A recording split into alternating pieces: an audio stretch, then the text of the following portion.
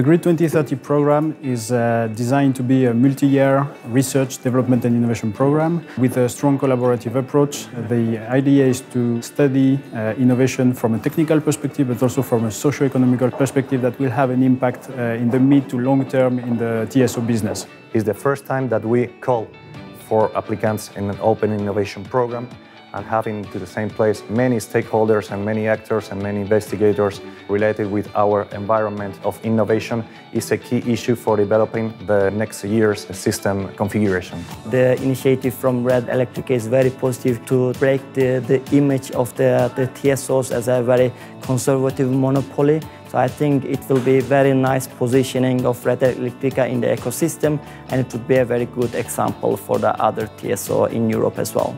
There's always a big gap between the basic knowledge produced by the university, the technological centers, even the startups, and the real application. I think the great value of the Grid2030 program is to locate those new ideas, new solutions, and help them to cross that bridge, to narrow the gap, in order for them to be available in the near future.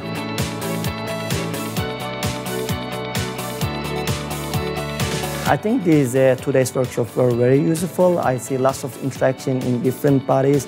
I see people really exchanging ideas and giving feedback to each other. I think it will be very useful for everybody to improve their ideas and maybe to even enable some further collaboration. I think we have here some very important players for the energy transition. And the organizers have really managed to create a friendly environment that is allowing us to have a very efficient and insightful exchanges with different players that are here.